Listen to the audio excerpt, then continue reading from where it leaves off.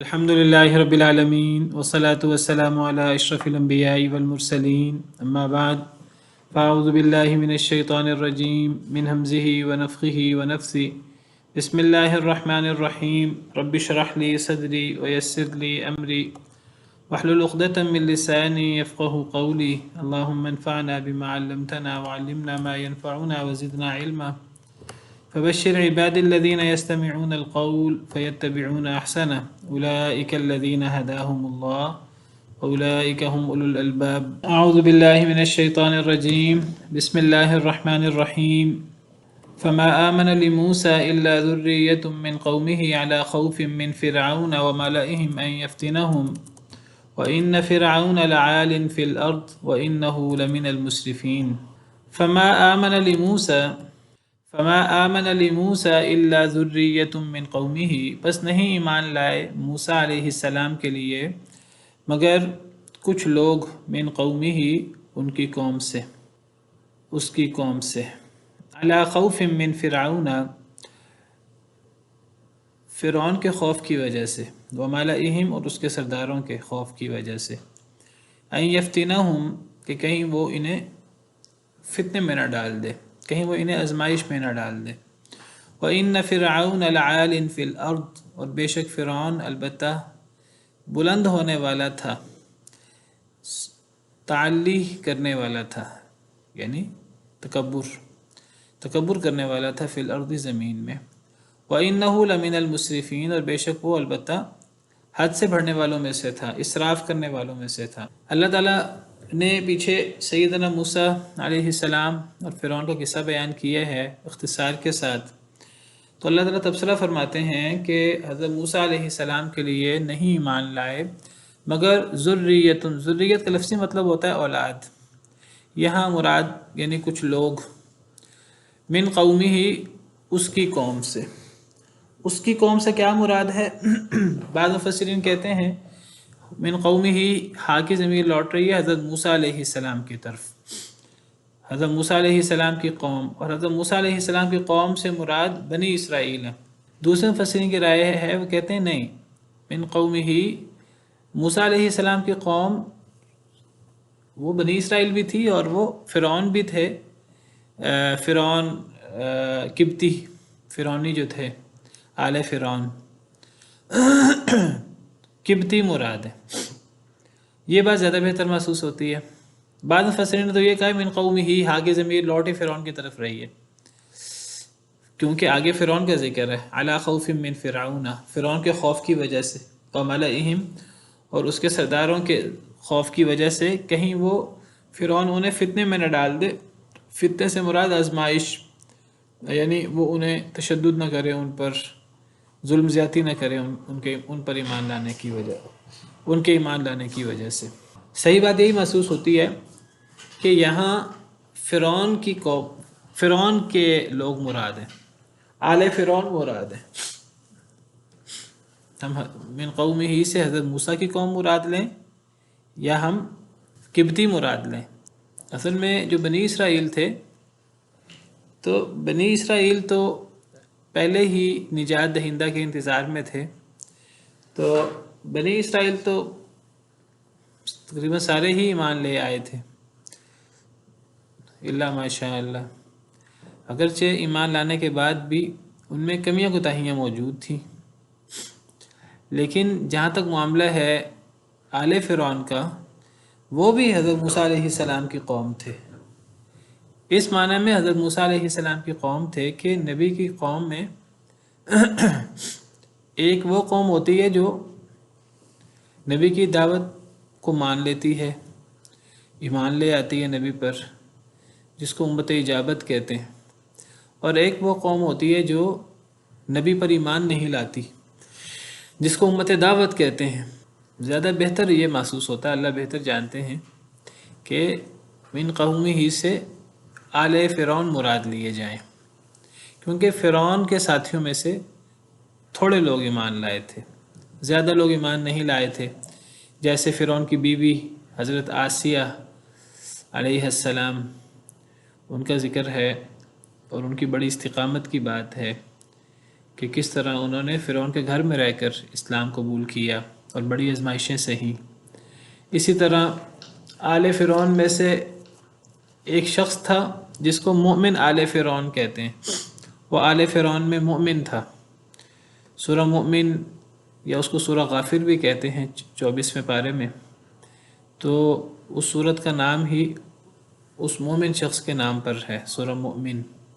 تو وہ مؤمن فرعون کے آل میں سے ایک شخص تھا جس نے جو حضرت موسیٰ پر ایمان رکھتا تھا لیکن اپنے ایمان کو چھپائے ہوئے تھا، تو اس نے پھر فرعون کو اور اپنے ساتھیوں کو اس نے ایک دفعہ واعظ کیا اور اس نے تبلیغ کی، حضرت موسیٰ علیہ السلام کی حمایت کی ببانگ دہل۔ سورہ مومن میں تفصیل سے اس کا ذکر موجود ہے۔ تو بہت تھوڑے لوگ حضرت موسیٰ علیہ السلام پر ایمان لائے تھے قبطیوں میں سے، فرعون کی آل میں سے۔ بنی اسرائیل میں تو کافی سارے ایمان لے آئے تھے، واللہ تعالی عالم۔ دوسری بات یہ ہے کہ ایمان کیوں نہیں لائے تھے، تھوڑے لوگ کیوں ایمان لائے تھے؟ اللہ تعالیٰ فرماتے ہیں فرعون اور اس کے سرداروں کے خوف کی وجہ سے، کہ کہیں وہ انہیں آزمائش میں نہ ڈال دیں۔ آزمائش میں ڈالنے سے مراد ان کو تکلیفیں دینا، ان پہ تشدد کرنا، ایمان لانے کی وجہ سے۔ تو اس تشدد اور ظلم کا اور فتنے کا اندیشہ زیادہ آل فرعون کو تھا، کیونکہ بنی اسرائیل تو پہلے ہی آزمائشوں میں مبتلا تھے۔ وہ حضرت ایمان لانے سے پہلے ہی، حضرت موسیٰ کے آنے سے پہلے ہی ان کے بچے قتل ہو رہے تھے، ان کی عورتیں جو ہیں وہ باندیاں بنائی جا رہی تھیں۔ تو ظلم و زیادتی تو ان پر پہلے سے ہو رہی تھی۔ حضرت موسیٰ کے آنے کے بعد مزید ظلم و زیادتی دوبارہ شروع ہو گئی، دوبارہ بچے قتل ہونے لگے۔ تو وہ تو پہلے ہی ظلم و ستم کی چکی میں پس رہے تھے بنی اسرائیل۔ آل فرعون وہ پہلے آرام اور سکون سے رہ رہے تھے، تو ان کو اندیشہ تھا کہ اگر ہم ایمان لائیں گے حضرت موسیٰ علیہ السلام پر، حضرت ہارون علیہ السلام پر، تو فرعون ہمیں بھی ظلم و زیادتی کرے گا، ہم پر ہمیں بھی ظلم و ستم کا شکار کرے گا۔ تو اللہ عالم، یا من قومہ سے مراد قبطی ہیں، آل فرعون۔ تو فرعون، آل فرعون میں سے بہت تھوڑے لوگ حضرت موسیٰ علیہ السلام پر ایمان لائے، فرعون اور اس کے سرداروں کے خوف سے کہیں وہ انہیں فتنے میں مبتلا نہ کرے۔ وَإِنَّ فِرْعَوْنَ لَعَالٍ فِي الْأَرْضِ، اور بے شک فرعون البتہ لعالٍ، لام زبر لا، البتہ، اور عالٍ، یہ عالٍ اصل میں عین لام واو سے ہے، اسم فاعل، عین لام واو، علو، اصل میں لعالون ہے، لعالون سے لعالن ہو گیا، جیسے فاعل کہتے ہیں کرنے والا، سمع سے سامعن سننے والا، کتب سے کاتبن لکھنے والا۔ تو علا سے بلند ہونے سے عالن بلند ہونے والا، اور بے شک فرعون البتہ بلند ہونے والا تھا، فی الارض زمین میں بلند ہونے والا تھا۔ سے کیا مراد ہے؟ اس سے علو مراد ہے۔ علو کیا چیز ہے؟ علو یعنی تعلی، تعلی یعنی تکبر، تکبر مراد ہے۔ اور بے شک فرعون البتہ وہ بلند ہونے والا تھا زمین میں، یعنی وہ زمین میں سرکشی اور طغیانی اور تکبر کرنے والا تھا۔ وَإِنَّهُ لَمِنَ الْمُسْرِفِينَ، اور بے شک وہ اسراف کرنے والوں میں سے تھا۔ اسراف کا مطلب زیادتی کرنا ہوتا ہے، ایک حد سے آگے بڑھنا، اس کو اسراف کہتے ہیں۔ تو فرعون وہ ظلم و ستم میں اور کفر اور فساد میں، اللہ کی نافرمانی میں، وہ حد سے بھی آگے بڑھ جانے والا تھا، جس نے حضرت موسیٰ کے آنے سے پہلے ہی صرف اس ڈر سے کہ کوئی شخص میری بادشاہت کے لیے نقصان دہ نہ بنے، اس نے اتنے بچوں کو قتل کروا دیا، جو اتنا ظالم تھا۔ تو وہ ایمان لانے والوں پر اس نے وہ کتنا ظلم ستم کرتا ہوگا۔ تو فرعون کے ڈر سے بہت تھوڑے لوگ ایمان لائے۔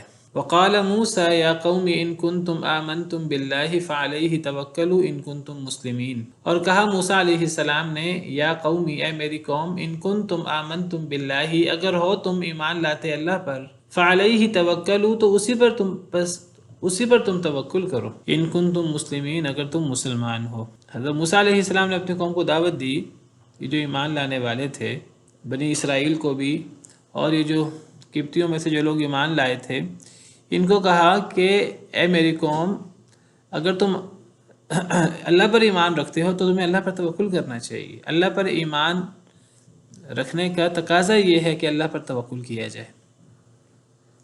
یہ اللہ پر ایمان لانا یہ کوئی زبان سے بس ادا کر دینا آمنت باللہ یا لا الہ الا اللہ، میں اللہ پر ایمان لایا، یہ زبان سے کہہ دینا کافی نہیں ہوتا، اس کے عملی کچھ تقاضے ہوتے ہیں۔ اگر تم ایمان لائے ہو اللہ پر تو پھر تمہیں اللہ پر بھروسہ بھی کرنا ہوگا، اللہ کے وعدوں پر یقین بھی کرنا ہوگا۔ ان کنتم مسلمین اگر تم حقیقی طور پہ مسلمان ہو تو، اگر واقعی ہی تم مسلمان ہو، اگر واقعی ہی تم اللہ پر ایمان رکھتے ہو تو کیا کرنا ہوگا؟ پھر اللہ پہ توکل کرنا ہوگا۔ پھر یہ ڈر اور خوف کہ فرعون ہمارے ساتھ یہ کر دے گا، فرعون ہمارے ساتھ یہ کر دے گا، نہیں، اللہ نے وعدے کیے ہیں۔ دیکھیے اللہ کے وعدے ہمیشہ ہر نبی کے لیے، ہر قوم کے لیے ہوتے ہیں۔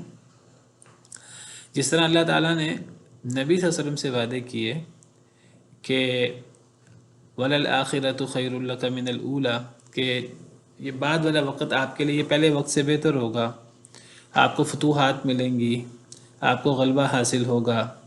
اِنَّا لَنَنصُرُ رُسُولَنَا وَالَّذِينَ آمَنُوا فِي الْحَيَاةِ الدُّنْيَا، ہم اپنے رسولوں کی اور ایمان والوں کی مدد کرتے ہیں دنیا کی زندگی میں بھی اور قیامت کے دن بھی، جس دن گواہیاں پیش ہوں گی۔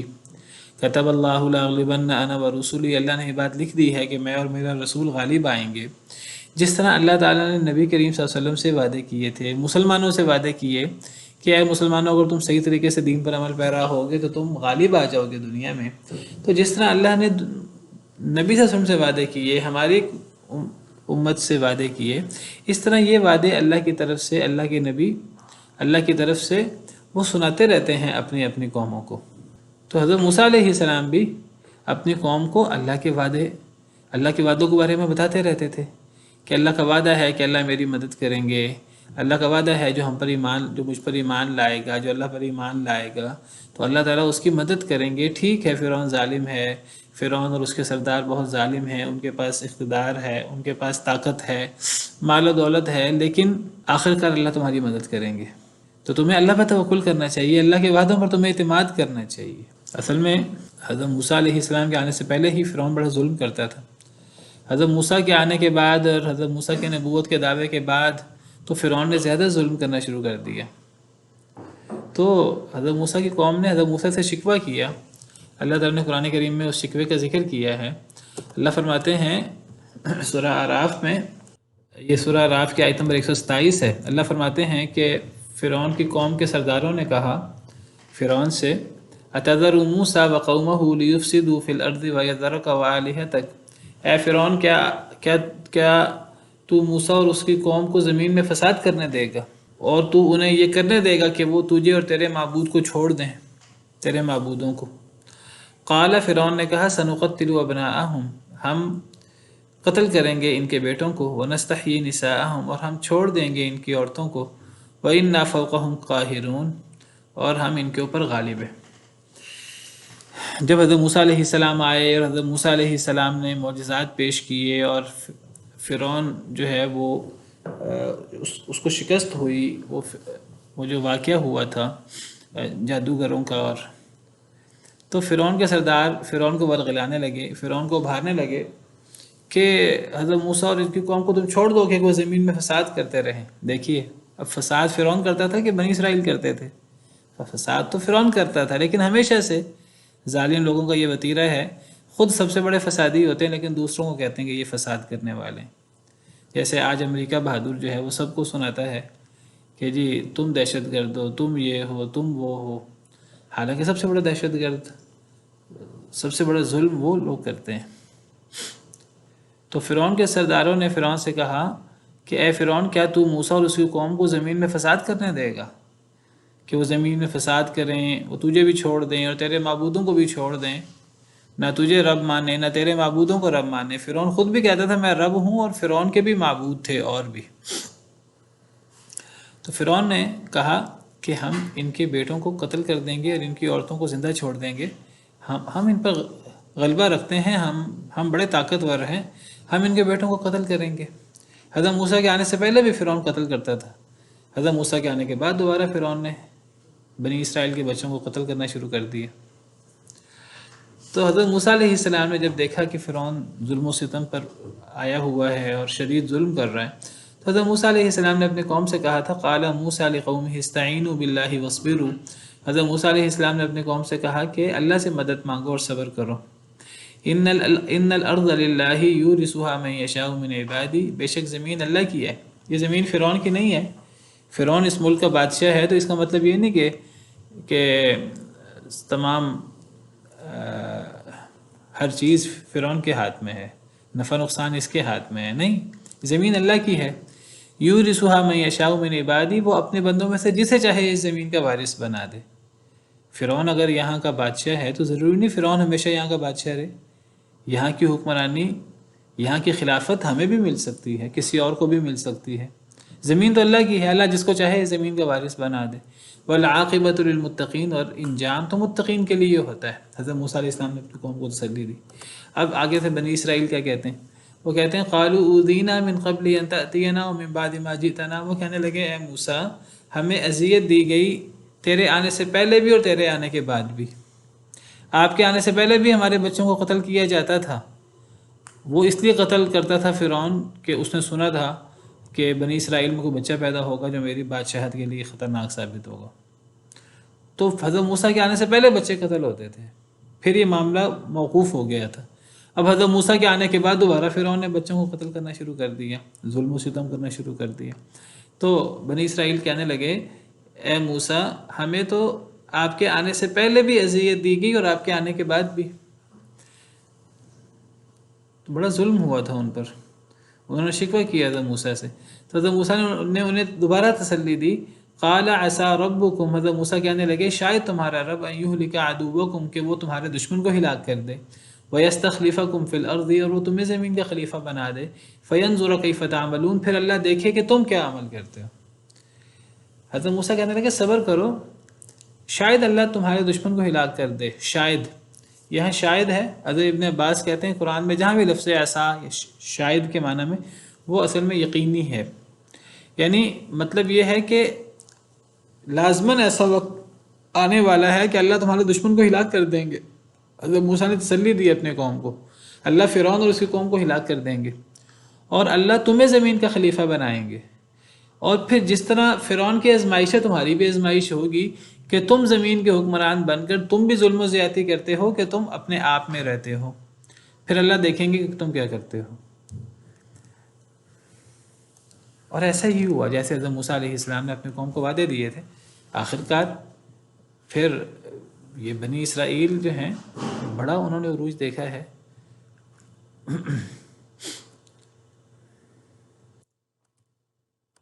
تو اسی بات کا ذکر کرتے ہوئے اللہ تعالیٰ یہاں فرما رہے ہیں کہ موسیٰ علیہ السلام نے اپنی قوم سے کہا کہ اے میری قوم اگر تم اللہ پر ایمان رکھتے ہو تو تمہیں اللہ پر توکل کرنا چاہیے، اللہ کے وعدوں پر تمہیں یقین کرنا چاہیے۔ اللہ تمہاری مدد ضرور کریں گے، اللہ تمہارے دشمن کو ضرور ہلاک کریں گے، لیکن تمہیں کیا کرنا ہوگا؟ تمہیں زبان سے صرف ایمان کا مظاہرہ کرنے کی بجائے تمہیں عملاً بھی اللہ پہ توکل کرنا ہوگا۔ ان کنتم مسلمین، اگر تم مسلمان ہو تو، اگر تم واقعی صحیح دین اسلام پر گامزن ہو۔ اس سے پتہ لگتا ہے کہ حضرت موسیٰ علیہ السلام کی دعوت بھی اسلام کی تھی۔ فقالوا علی اللہ توکلنا، بہرحال وہ حضرت موسیٰ پر تو ایمان لائے تھے، تو وہ کہنے لگے جو حضرت موسیٰ پر ایمان لائے تھے، بنی اسرائیل اور قبطی جو ایمان لائے تھے، وہ کہنے لگے اللہ پر ہم نے توکل کیا، ہمارا اللہ پر ہی توکل ہے، وہ بھی مومن تھے آخر، ہمارا اللہ پہ توکل ہے۔ ربنا، اے ہمارے رب، لا تجعلنا فتنة للقوم الظالمین، نہ تو بنا ہمیں فتنہ ظالم قوم کے لیے۔ اے اللہ ہمیں ظالم قوم کے لیے فتنہ نہ بنا۔ یہ کس نے دعا کی؟ حضرت موسیٰ علیہ السلام کی قوم نے، جو ایمان لائے تھے۔ انہوں نے کہا کہ ہم اللہ پر توکل کرتے ہیں، حضرت موسیٰ کی بات مان کر، حضرت موسیٰ کے وعدوں پر یقین کر کے انہوں نے کہا کہ ہم اللہ پر ہی توکل کرتے ہیں۔ پھر انہوں نے اللہ سے دعا کی۔ اللہ پہ توکل کا مطلب یہ نہیں ہے کہ بس انسان توکل کر کے گھر میں بیٹھ جائے۔ توکل کا مطلب یہ ہے کہ انسان اپنے سے جو کوشش کر سکتا ہے وہ کوشش کرے، انسان دعائیں کرے اللہ تعالیٰ سے، اور اپنا جو کچھ وہ کر سکتا ہے وہ کرے۔ تو انہوں نے کہا ہم اللہ پہ توکل کرتے ہیں، اور پھر انہوں نے دعا کی کہ اے ہمارے رب آپ ہمیں نہ بنائیں فتنہ ظالم قوم کے لیے۔ کیا مطلب؟ اے ہمارے رب ہمیں ظالم قوم کے لیے فتنہ نہ بنا۔ دعا یہ نہیں ہونی چاہیے تھی کہ اے ہمارے رب ظالموں کو ہمارے لیے فتنہ نہ بنا، لیکن دعا کیا ہے؟ اے اللہ ہمیں ظالموں کے لیے فتنہ نہ بنا۔ تو مظلوم فتنہ ہوتا ہے ظالم کے لیے کہ ظالم فتنہ ہوتا ہے مظلوم کے لیے؟ جی آن لائن کوئی بتانا چاہے تو، یعنی مظلوم فتنہ ہوتا ہے ظالم کے لیے کہ مظلوم کے لیے ظالم فتنہ ہوتا ہے؟ جی السلام علیکم ورحمۃ اللہ۔ شیخ میرا خیال تو دونوں ہی ایک دوسرے کے لیے فتنہ ہوتے ہیں، کہ وہ حدیث بھی آ رہا ہے نا، ظالم اور مظلوم دونوں کی مدد۔ جی جی، اب یہاں دعا کیا ہے؟ یہاں مظلوم، استاد جی جی جی، میرے خیال میں جب طاقت ہوتی ہے تو زیادہ آزمائش بن جاتی ہے وہ طاقت، کیونکہ بنی جو فرعون تھے ان کے پاس طاقت تھی، تو وہ طاقت میں جب مظلوم ان کے سامنے آ جاتے تو وہ ان کے لیے آزمائش بن جاتی ہے کہ آیا وہ ان پر ظلم کرتی یا نہیں کرتی، تو ایک طریقے سے یہ ظالم کے لیے فتنہ بن جاتی ہے مظلوم۔ دیکھیے اصل میں تو بات ایسے ہی ہے جیسے مس نورین نے کہا، ویسے تو عام طور پہ یہی ہوتا ہے کہ مظلوم دعا کرتا ہے اے اللہ ظالم کو ہمارے لیے فتنہ نہ بنا، فلاں ظلم کر رہا ہے، فلاں زیادتی کر رہا ہے اپنے اقتدار کے بل بوتے پر، اپنے مال و دولت کے بل بوتے پر، اے اللہ اسے ہمارے لیے آزمائش نہ بنا۔ عام طور پہ تو دعا یہ ہوتی ہے یا یہ ہونی چاہیے، لیکن یہاں عجیب دعا ہے کہ اے اللہ، یعنی بنی اسرائیل نے، مظلوموں نے دعا کی کہ اے اللہ اے ہمارے رب ہمیں فتنہ نہ بنانا ظالم قوم کے لیے۔ تو مظلوم کبھی ظالم قوم کے لیے فتنہ بن جاتا ہے کیسے؟ ایسے کہ جب ظالم زیادہ طاقتور ہوتا ہے، اس کے پاس دنیا میں اختیار ہوتا ہے، کوئی اسے پوچھنے والا نہیں ہوتا، کسی مظلوم پر ظلم اگر وہ کرے تو کوئی اس کا ہاتھ پکڑنے والا نہ ہو، تو وہ پھر زیادہ سرکش ہو جاتا ہے، اس کو اللہ کی پکڑ کا ڈر نہیں ہوتا۔ حلال اور حرام کو ختم کر دیتے ہیں نا، پھر وہ جی جی، ہمارے اوپر ظالم تو گویا کہ اتنا زیادہ ہو رہا ہے تو ہم بھی جو مرضی کریں۔ بالکل صحیح ہے، تو گویا کہ پھر یعنی گویا کہ مظلوم ظالم کے لیے فتنہ کیسے بن جاتا ہے کہ ظالم جب اس کا کوئی ہاتھ روکنے والا نہیں ہوتا تو پھر وہ اندھا دھند ظلم کرتا ہے۔ بھئی کوئی ظالم کتنا بھی ظلم کرے گا تو اللہ کے ہاں پکڑ تو ہونی ہے اس کی، اگر فوری پکڑ نہیں ہوتی، اس کو کچھ مہلت مل جاتی، کوئی ڈھیل مل جاتی ہے، تو وہ ظالم کے لیے تو مظلوم فتنہ ہو گیا، بہت بڑی آزمائش بن گیا کہ مظلوم کی کمزوری اور مظلوم پر ظلم وہ ظالم کے لیے آزمائش بن گیا۔ ظالم جتنا سرکش ہوگا تو ایک ایک عمل کا حساب تو اللہ کے ہاں ہونا ہے، تو جب اللہ کے ہاں ایک ایک عمل کا حساب ہونا ہے تو گویا کہ مظلوم ظالم کے لیے فتنہ بنا، یہ زیادہ اس کے اندر مبالغہ ہے، اور یعنی بڑی عجیب دعا ہے۔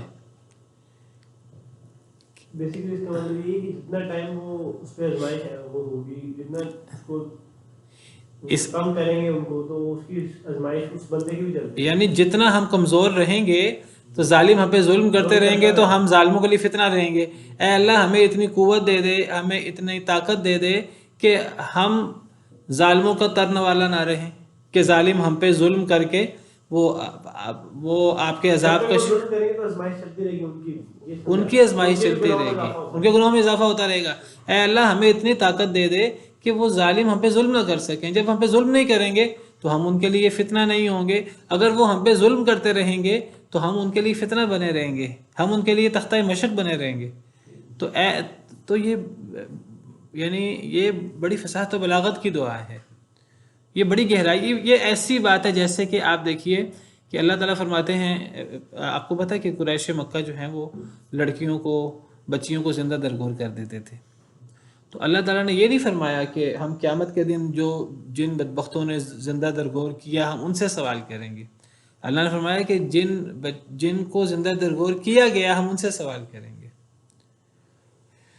تو عام طور پر ظالم مظلوم کے لیے فتنہ ہوتا ہے کہ ظالم مظلوم پر ظلم کرتا ہے اور زیادتی کرتا ہے تو مظلوم کے لیے ظالم فتنہ ہوتا ہے. لیکن جس طرح مظلوم کے لیے ظالم فتنہ ہوتا ہے اس طرح مظلوم بھی ظالم کے لیے فتنہ ہوتا ہے، بلکہ وہ زیادہ بڑا فتنہ ہو جاتا ہے. مظلوم مظلوم کو اتنا کمزور بھی نہیں ہونا چاہیے کہ اتنا وہ نہیں، مظلوم کو کمزور نہیں ہونا چاہیے، لیکن اگر مظلوم نہیں مقابلہ کر پا رہا کوشش کے باوجود، تو کئی دفعہ تو مظلوم اپنی وجہ سے اپنے اعمال کی وجہ سے وہ اتنا ترنا والا ہو جاتا ہے ظالم کے لیے.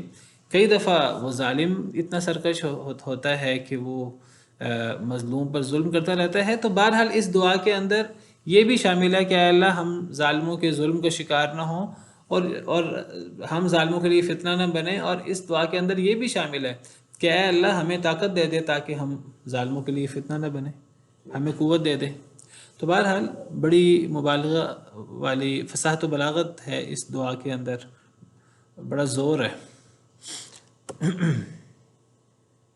وعلیکم السلام ورحمۃ اللہ.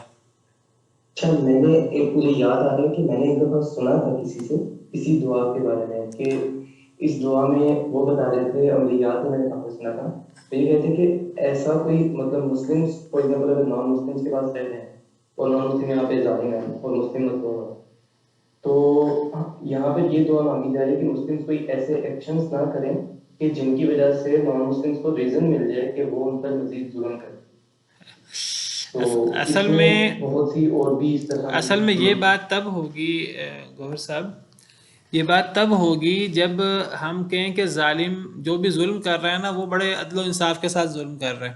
کوئی نہ کوئی وجہ ہے کہ وہ وجہ بنتی ہے تو وہ ظلم کرتا ہے. یہ بات یاد رکھیے، جس نے ظلم کرنا ہوتا ہے نا اس کو ظلم کرنے کے لیے وجہ تلاش کرنے، وہ وجہ نہیں تلاش کرتا. ظالم نے تو ظلم کرنا ہے، اور کوئی وجہ ہو پھر بھی ظلم کرنا ہے، کوئی وجہ نہ ہو پھر بھی ظلم کرنا ہے اس نے.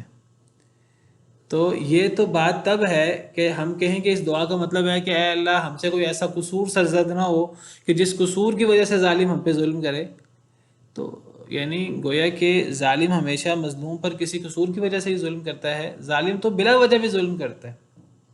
اب حضرت بلال حبشی نے کلمہ توحید پڑھا ایمان، تو اب کتنی ظلم زیادتی ان پر ہوئی. حضرت بلال حبشی کا کیا قصور تھا؟ یعنی ایمان لانا کیا قصور ہے؟ ایمان لانا تو کوئی قصور نہیں ہے نا. دنیا میں آج مسلمان پہ ظلم ہوتا ہے تو اس کا جرم اس کے علاوہ کیا ہے؟ وہ جو خندق والے تھے جن کو گڑھے کھود کر آگ جلا کر ان کے ایمان لانے کے پاداش میں، توحید کی پاداش میں انہیں آگ کے گھڑوں میں پھینک دیا گیا، جس کا ذکر سورہ بروج میں ہے.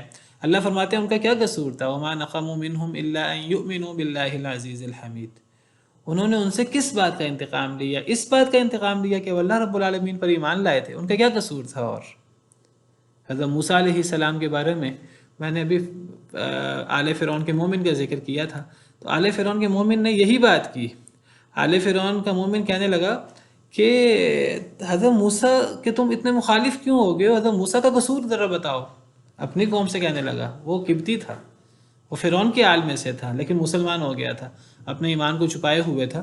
تو اللہ فرماتے ہیں وَقَالَ رَجُلٌ مُؤْمِنٌ مِّنْ آلِ فِرْعَوْنَ يَكْتُمُ إِيمَانَهُ أَتَقْتُلُونَ رَجُلًا أَن يَقُولَ رَبِّيَ اللَّهُ.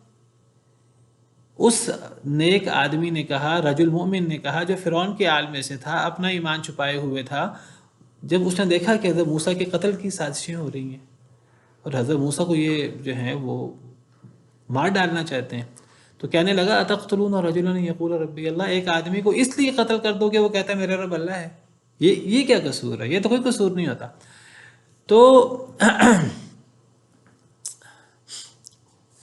تو مظلوم ظالم کے لیے فتنہ ہوتا ہے، ظالم بھی مظلوم کے لیے فتنہ ہوتا ہے، مظلوم بھی ظالم کے لیے فتنہ ہوتا ہے. بلکہ کئی دفعہ ظالم مظلوم کے لیے اتنا بڑا فتنہ نہیں ہوتا دینی اعتبار سے جتنا مظلوم ظالم کے لیے فتنہ بن جاتا ہے. یعنی ایک طاقتور شخص مظلوم کے لیے ظالم فتنہ ہے اس معنی میں کہ وہ اپنے طاقت کے نشے میں مظلوم پر ظلم کرے گا. لیکن کئی دفعہ مظلوم ظالم کے لیے اس سے بڑا فتنہ بن جاتا ہے. کیسے کہ اگر مظلوم کمزور ہے اور ظالم طاقت کے نشے میں ظلم کرے گا مظلوم پر، تو اس ظلم کا خمیازہ جو آخرت میں بھگتنا پڑے گا وہ بہت بڑا ہوگا. الظلم ظلمات یوم القیامہ، حدیث مبارکہ ہے کہ نبی صلی اللہ علیہ وسلم نے فرمایا کہ ظلم قیامت کے دن اندھیروں کا باعث ہوگا.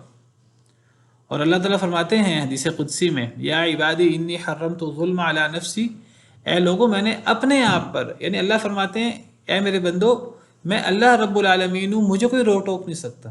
اللہ کچھ کرنا چاہے اللہ کو کوئی نہیں روک سکتا، اللہ کا کوئی مقابلہ نہیں کر سکتا. اللہ فرماتے ہیں اے لوگوں میں خود مختار ہوں، میں سب کچھ کر سکتا ہوں، میں نے اپنے اوپر ظلم کو حرام کر دیا ہے اور تمہارے درمیان بھی ظلم کو حرام کیا ہے. تم پر تو روک ٹوک کرنے والا موجود ہے. تو میں نے اپنی ذات پر بھی ظلم کو حرام کیا ہے اور ظلم کو تمہارے درمیان بھی حرام کیا ہے، تو تم ایک دوسرے پہ ظلم نہ کرو. تو کئی دفعہ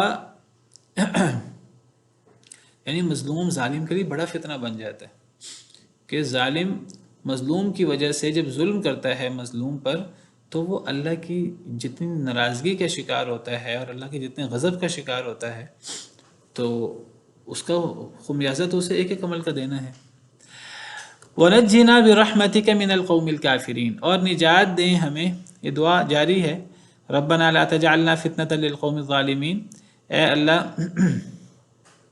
ہمیں ظالم قوم کے لیے فتنہ نہ بنا.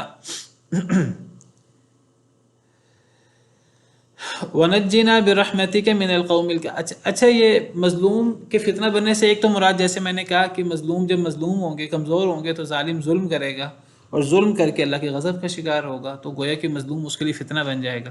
اچھا مظلوم ظالم کے لیے ایک اور اعتبار سے بھی فتنہ بن جاتا ہے. کبھی کس اعتبار سے فتنہ بن جاتا ہے کہ مظلوم ظالم سے کبھی اس اعتبار سے فتنہ بن جاتا ہے مظلوم ظالم کے لیے کہ اگر مظلوم مومن بھی ہو اور مومن ہونے کے باوجود کمزور ہو، تو بعض دفعہ ظالم لوگ دلیل دیتے ہیں، کہتے ہیں اگر تم حق پر ہوتے تو اللہ تمہیں کمزور کیوں رکھتا؟ اگر تم حق پر ہوتے تو اللہ تمہیں طاقت دیتا. تو تمہارا کمزور ہونا اس بات کی دلیل ہے کہ تم حق پر نہیں ہو.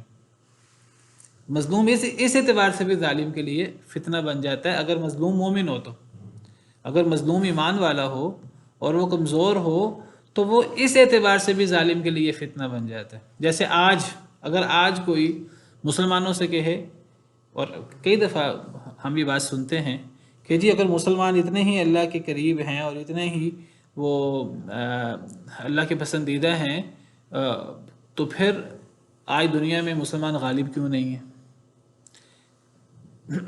مسلمانوں کے غالب نہ ہونے کی کئی وجوہات ہو سکتی ہیں. مسلمانوں کے اپنے اعمال بھی ہو سکتے ہیں، اللہ کی طرف سے آزمائش مراد ہو سکتی ہے.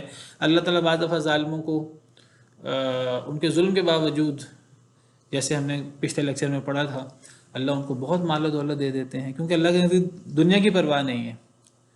تو اس سے اگر مظلوم ظالم سے کم دنیاوی اعتبار سے کمتر ہو اور وہ ایمان والا ہو، تو ظالم بعض دفعہ کہتا ہے کہ اگر تم مومن ہو اور تم دنیاوی اعتبار سے کمتر ہو، اس کا مطلب اللہ تم سے راضی نہیں ہے. تو بعض دفعہ اس اعتبار سے بھی مظلوم ظالم کے لیے فتنہ بن جاتا ہے. وَنَجِّنَا بِرَحْمَتِكَ مِنَ الْقَوْمِ الْكَافِرِينَ، اور نجات دے ہمیں اپنی رحمت کے وسیلے سے، اپنی رحمت کے ساتھ اے اللہ، من القوم الکافرین، کافر قوم سے. تو یہ دعائیں بنی اسرائیل نے حضرت موسیٰ پر ایمان لانے والوں نے کی. اس سے پتہ لگتا ہے اللہ سے دعا کرتے ہوئے اللہ کو اللہ کی صفات کا واسطہ دینا چاہیے. یہاں بنی اسرائیل نے اللہ سے دعا کرتے ہوئے اللہ کو اللہ کی رحمت کا واسطہ دیا کہ اے اللہ ہمیں نجات دے اپنی رحمت کے سبب، اپنی رحمت کے وسیلے سے کافر قوم سے. تو اللہ سے دعا کرتے ہوئے اللہ کو اللہ کی صفات کا واسطہ دینا چاہیے، اللہ کی رحمت کا واسطہ دینا چاہیے. وَأَوْحَيْنَا إِلَى مُوسَى وَأَخِيهِ أَن تَبَوَّأَ لِقَوْمِكُمَا بِمِصْرَ بُيُوتًا وَاجْعَلُوا بُيُوتَكُمْ قِبْلَةً وَأَقِيمُوا الصَّلَاةَ وَبَشِّرِ الْمُؤْمِنِينَ. وَأَوْحَيْنَا إِلَى مُوسَى وَأَخِيهِ، اور ہم نے وحی کی موسیٰ علیہ السلام کی طرف، وَأَخِيهِ، اور ان کے بھائی کی طرف، ان کے بھائی حضرت ہارون کی طرف. آپ کو پتہ ہے کہ حضرت موسیٰ بھی نبی تھے اور حضرت موسیٰ کے بھائی بھی نبی تھے. اللہ نے حضرت موسیٰ کو نبوت کے لیے چنا تو حضرت موسیٰ نے دعا کی.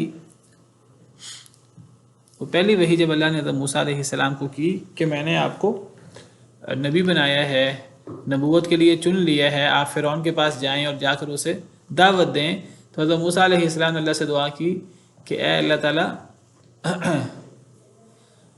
رب اشرح لی صدری ویسر لی امری. یہ حضرت موسیٰ کی دعا ہے. رب اشرح لی صدری ویسر لی امری واحلل عقدۃ من لسانی یفقہوا قولی واجعل لی وزیرا من اہلی ہارون اخی اشدد به ازری واشرکہ فی امری. اے اللہ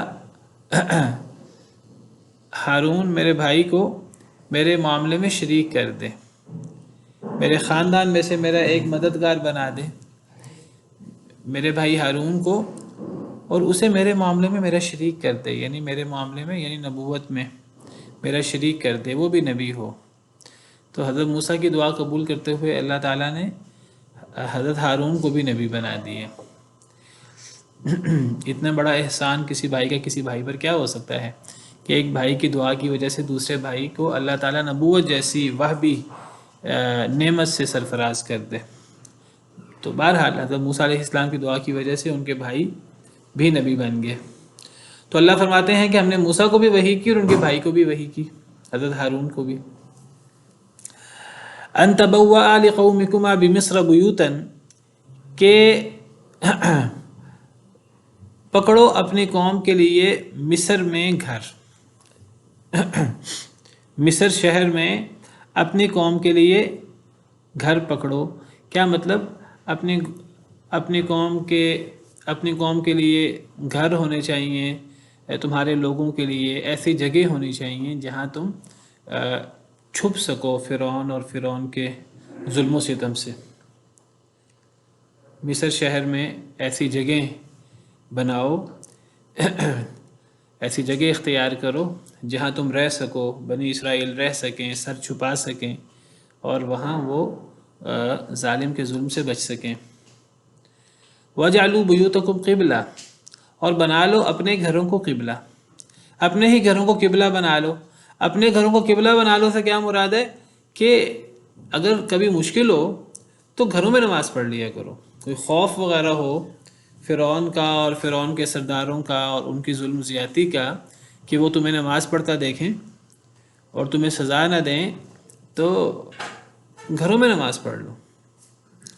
اپنے گھروں کے اندر ہی ایک مصلی بنا لو، اس مصلی کا رخ قبلہ رخ کر دو اس کو، تو گھروں کے اندر نماز پڑھ لو. آپ کو پتہ ہے پہلی قوموں کے لیے جس طرح ہمارے لیے بھی مسجدیں ہیں، پہلی قوموں کے لیے بھی مسجدیں عبادت خانے ہوتے تھے، وہ عبادت خانوں میں وہ عبادت کرتے تھے. ہمارے لیے تو اللہ نے جگہ جگہ پوری زمین کو مسجد بنا دیا، سجدہ گاہ بنا دیا. پچھلی قوموں میں اس طرح نہیں ہوتا تھا، ان کی عبادت کی جگہ خاص ہوتی تھی. تو فرمایا کہ اگر عبادت کی خاص جگہوں پر عبادت کرنے میں تمہیں مشکل کا سامنا ہو تو پھر خوف کے وقت گھروں میں بھی بامر مجبوری نماز پڑھی جا سکتی ہے. وَأَقِيمُوا الصَّلَاةَ، اور نماز قائم کرو. وَبَشِّرِ الْمُؤْمِنِينَ، اور بشارت دے دیجئے مؤمنین کو، ایمان لانے والوں کو بشارت دیں جو اللہ کے دیگر احکامات پر بھی اور اللہ کے ان احکامات پر بھی عمل کرتے ہیں. تو اس سے پتہ لگا کہ حضرت موسیٰ علیہ السلام کے دین میں بھی، ان کی شریعت میں بھی نماز تھی اور نماز میں قبلہ رخ ہونا ہوتا تھا. اور وہ قبلہ کون سا ہوتا تھا؟ ظاہری سی بات ہے وہ قبلہ بیت اللہ ہی تھا، بیت المقدس نہیں تھا. وہ بنی اسرائیل نے اپنی مرضی سے، اپنے اجتہاد سے وہ قبلہ چینج کر لیا تھا بیت المقدس کی طرف. تو حضرت موسیٰ کی قوم میں بھی نماز کا حکم موجود تھا، نماز موجود تھی. حضرت ابراہیم علیہ السلام کے شریعت میں بھی نماز موجود تھی. حضرت ابراہیم علیہ السلام کی مشہور دعا ہے جو ہم بھی پڑھتے ہیں، رب جعلنی مقیم الصلاۃ ومن ذریتی ربنا وتقبل دعا، کہ اے اللہ مجھے نماز قائم کرنے والا بنا دے اور اے اللہ میری اولاد کو بھی نماز قائم کرنے والا بنا دے. اور حضرت ابراہیم علیہ السلام کی شریعت میں یہ جو نماز کی بات ہے، یہ خانہ کعبہ کی تعمیر کے بعد نہیں ہے، یہ خانہ کعبہ کی تعمیر سے پہلے بھی نماز ہوتی تھی، بلکہ جب حضرت ابراہیم علیہ السلام نے حضرت حاجر اور حضرت اسماعیل علیہ السلام کو مکہ کی بیابان سنگلاخ زمین پہ چھوڑا، ایسی جگہ پر جہاں وہ بالکل بیابان جگہ تھی، حضرت ابراہیم علیہ السلام کو وحی کے ذریعے یہ بتایا گیا کہ یہ وہ جگہ ہے جہاں اللہ کا گھر ہوا کرتا تھا۔ آپ کو پتہ ہے بیت اللہ یہ تو شروع سے موجود ہے، سیدنا آدم علیہ السلام کے دور سے بیت اللہ موجود ہے، حضرت آدم علیہ السلام کے دور میں بیت اللہ کی تعمیر ہوئی تھی، بلکہ پہلا گھر جو بنایا گیا اس دنیا میں اللہ کی عبادت کے لیے وہ بیت اللہ تھا۔ ان اول بیت وضع للناس للذی ببکۃ مبارکا وہدی للعالمین، پہلا گھر جو لوگوں کے لیے بنایا گیا وہ ہے جو مکہ شہر میں ہے۔ تو بیت اللہ جو ہے یہ زمانہ گزرنے کے ساتھ ساتھ منہدم ہو گیا تھا، اس کے آثار بھی مٹ گئے تھے، تو حضرت ابراہیم علیہ السلام کو بعد میں بیت اللہ کی جگہ بتائی گئی اور حضرت ابراہیم علیہ السلام نے انہی بنیادوں پر بیت اللہ کو کھڑا کیا۔ یہ بعد کی بات ہے، حضرت ابراہیم اور حضرت اسماعیل نے بیت اللہ کی دیواریں بلند کی تھیں، حضرت ابراہیم کے ساتھ حضرت اسماعیل بھی شریک تھے، پہلے پارے میں اس کا ذکر موجود ہے۔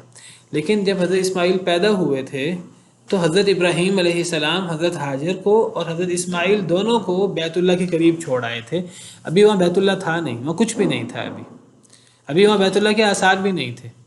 تو اس وقت جب حضرت ابراہیم علیہ السلام حضرت حاجر اور حضرت اسماعیل کو حضرت ابراہیم وہاں چھوڑ کے آئے تو انہوں نے دعا کی، ربنا انی اسکنت من ذریتی بواد، اے اللہ میں نے اپنی بعض اولاد کو سکونت پذیر کر دیا ہے، میں نے ان کو وہاں میں چھوڑ آیا ہوں، وہاں ان کو رہائش کے لیے چھوڑ آیا ہوں، بواد غیر ذی زرع، ایک ایسی وادی میں جہاں زراعت بھی نہیں ہوتی، عند بیتک المحرم، اے اللہ آپ کے حرمت والے گھر کے پاس۔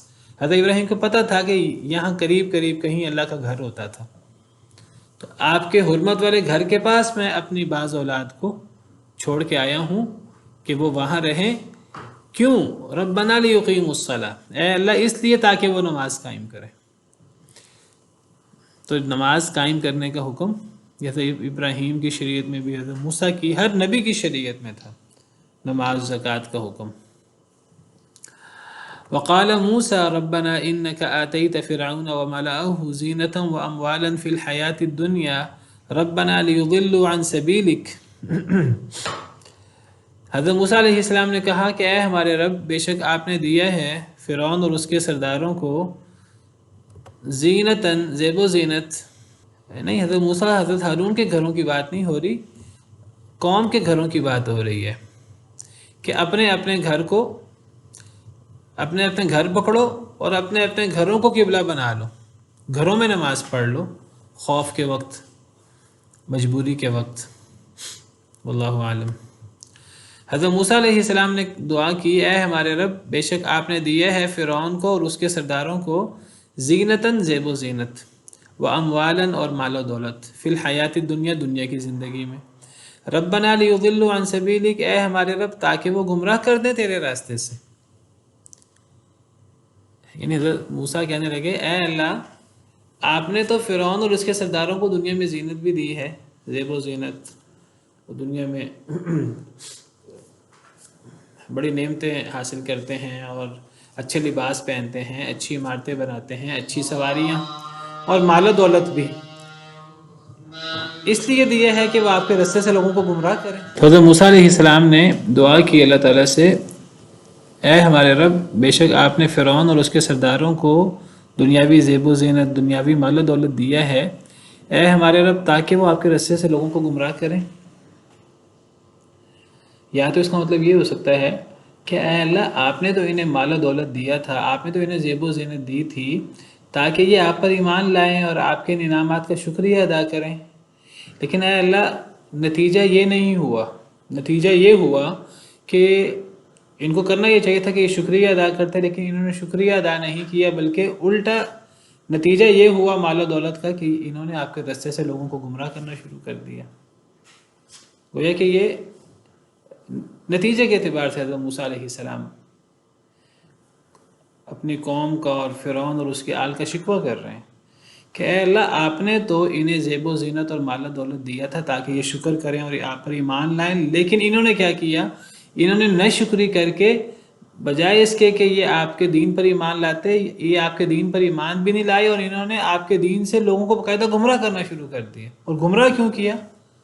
کہ ان کے پاس مال و دولت تھا، ان کے پاس اقتدار تھا، یعنی ان کا مال و دولت آپ نے تو انہیں اس لیے دیا تاکہ یہ آپ کی نعمتوں کا شکریہ ادا کریں اور آپ پر آپ کے دین پر ایمان لائیں، لیکن یہ مال و دولت ان کے لیے فتنے کا شکار بنا، اور یہ مال و دولت کی وجہ سے یہ کافر بنے، باغی بنے، اور صرف باغی نہیں بنے، آپ کے رستے سے لوگوں کو روکنے والے بنے۔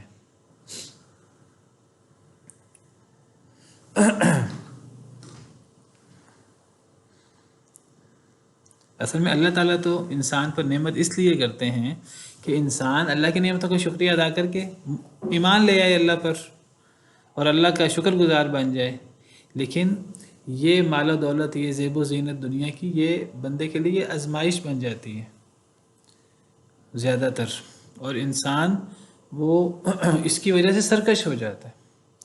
اسی لیے اللہ تعالیٰ شکوہ کرتے ہیں قرآن کریم میں، اللہ فرماتے ہیں سورہ علق میں، کلا ان الانسان لا یطغی ان رآہ استغنی، ہرگز نہیں، بے شک انسان سرکش ہو جاتا ہے، ان رآہ استغنی، جب وہ اپنے آپ کو غنی پاتا ہے۔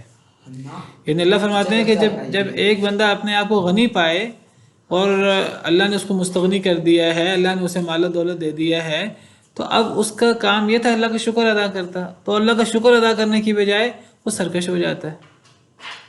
ایک اور جگہ اللہ فرماتے ہیں وَإِذَا أَنْعَمْنَا عَلَى الْإِنسَانِ أَعْرَضَ وَنَأَى بِجَانِبِهِ، جب ہم انسان پر انعام کرتے ہیں تو وہ منہ موڑ لیتا ہے، اپنے پہلو کے بل جھک جاتا ہے، یعنی تکبر مراد ہے۔ ہونا کیا چاہیے تھا؟ ہونا یہ نہیں چاہیے تھا، ہونا یہ چاہیے تھا کہ جب اللہ کسی پر انعام کرے تو شکر گزار بن جائے، لیکن یہ آزمائش بن جاتی لوگوں کے لیے۔ تو حضرت موسیٰ کہہ رہے ہیں اے اللہ آپ نے تو فرعون کو زیب و زینت، اس کے سرداروں کو زیب و زینت بھی دیا، مال بھی دیا تاکہ آپ کو شکر گزار بنے، لیکن نتیجہ کیا ہوا کہ وہ آپ کے رستے سے لوگوں کو گمراہ کرنے والے بن گئے۔ اچھا ویسے ایک سوال ہے، ہاں عام طور پر یہ جو انسان کے اوپر جب نعمت ہوتی ہے تو تقریباً 100% دنیا جو ہے وہ شکر منہ سے تو الحمدللہ کہہ رہی ہوتی ہے، الحمدللہ اللہ کا شکر رحمت ہے، تو یہاں سے مراد ایک عمل ہے، عملی طور پہ سرکشی ہو جاتی ہے۔ اصل میں سارے ہی شکر نہیں کر رہے ہوتے، وہ تو جو ہمارے یہاں پہ بھی مسلمان ہیں 100% جو اپنے آپ کو مسلمان کہتے ہیں وہی زیادہ سے زیادہ زبان شکر ہے الحمدللہ بہت ہے، بس شکر کبھی وہ یہ نہیں ہے کہ میرے پاس نعمت ہے میں شکر نہیں کرتا، بہت تھوڑا شکر کر رہے ہوتے نہیں، اندر سے میں بھی شکر نہیں۔ پہلی بات تو یہ ہے کہ کافر وہ تو شکر بھی نہیں کرتے، کافر تو خیر اور جو اور بس نعمتیں بہت زیادہ ہیں، مسلمان میں بھی اکثر شکر نہیں کرتے، بہت کم لوگ ہیں جو زبان سے شکر کرتے ہیں۔ پھر جو زبان سے شکر کرتے ہیں ان میں بہت تھوڑے لوگ ہیں جو عملاً شکر کرتے ہیں۔ شکر صرف زبان کا نہیں ہوتا، ہاں جی شکر ساتھ عمل کا بھی ہوتا ہے۔ تو پہلے تو اکثر شکر ہی نہیں کرتے، زبان یعنی نہ عملی شکر نہ زبانی شکر۔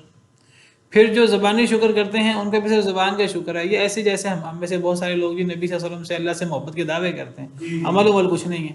اسی طرح بہت سارے لوگ زبان سے الحمدللہ کہہ دیتے ہیں، جی وہ بڑی بڑی کوٹھیاں بنا کر اوپر لکھ بھی دیتے ہیں کہ جی ماشاء اللہ سبحان اللہ، لکھنے کے اللہ کا فضل ہے، اللہ فضل ربی لکھ دیں گے، لیکن عمل کوئی نہیں ہے، آخرت کی تیاری نہیں ہے، زکوٰۃ نہیں ہے، صدقہ نہیں ہے۔